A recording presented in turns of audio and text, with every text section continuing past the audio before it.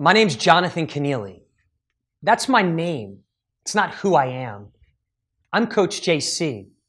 And let me tell you how I got here. I grew up on the Jersey Shore. I was raised by a single mom, and it was me, my mom, and my sister. I remember my mom doing everything she could to provide for myself, my sister, and our family. I remember myself and my sister at young ages not having any food, almost thinking we're to go hungry. And my mom saying, no, don't worry, all things work together for good. God will provide. At the moment, we didn't understand it. At a young age, we just wanted to eat. It was a struggle growing up. We didn't have much financially, but we fought. We fought because my mom's faith, and she would tell us over and over, all things work together for good. For me, going through all of that, I would say my outlet was athletics. I loved playing sports, and especially basketball. And I really felt that maybe, just maybe, athletics and basketball maybe were the ticket that could rescue my family from the struggle. And that's what took me out to Tulsa, Oklahoma, to Oral Roberts University with big goals and dreams to play basketball at the Division I level. It was at that time that there was a pretty girl on campus, and all the boys were chasing her, and guess who won? Coach JC. We made bad choices, and this young girl gets pregnant. And one thing led to another with a kid on the way at 20 years old, throwing away an opportunity to rescue and save your family from the struggle back in New Jersey. Where do you go? What do you do? Well, they tell you get married. That's the best thing to do if you get somebody pregnant. So what do? We got married, and that didn't end well. Married for a short time and divorced. I'll never forget waking up one day and my wife was gone and my daughter wasn't there. I knew that day that everything changed. And that started an 8-year fight of my life to be a father.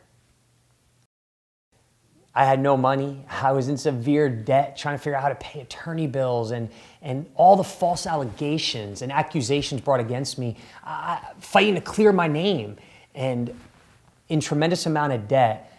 I remember one day specifically, pulling up to the Walmart that day, I was a little discouraged at the moment when I was greeted and told that you're not going to see your daughter.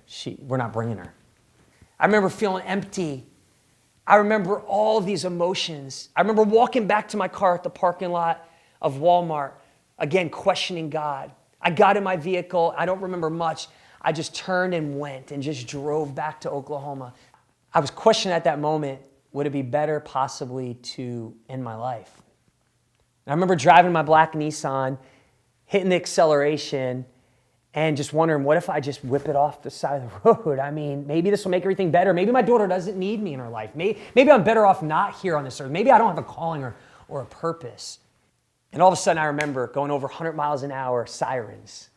I look in the rearview mirror, and I'm being pulled over by a police officer.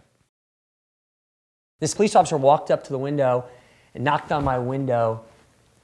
As I rolled down the window, I looked up to him. He said, what are you trying to do, son? Kill yourself?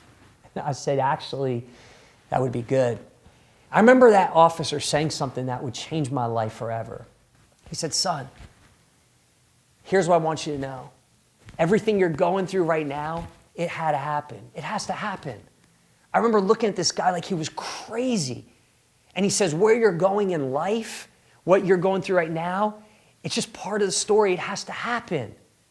And he ended the conversation with, son, please slow down. Don't kill yourself. Don't kill somebody else. And watch out for the deer. I remember at that moment when I rolled the window up and started to drive off, I remember sitting and marinating on those words that he said. It had to happen. It has to happen. There's going to be a purpose for this. And I remember over the next couple hours, as I drove from that point onto Tulsa, how God became real to me. I can't explain it. I don't really know what happened. All I know is that my heart was being healed. All I know is the guilt, the shame, the condemnation, the unworthiness, the disappointment, the uncertainty, the anger towards myself, the unforgiveness, the frustration, the hatred towards other people that are causing this situation. It all was removed. instantly. It was like I was just turned off emotions. None of it mattered anymore.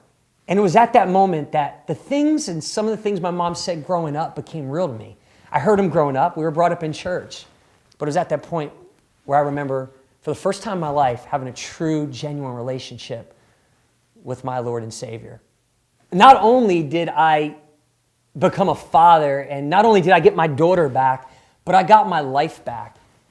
And I honestly believe that when God shows up, that he shows up big. That all things do work together for good.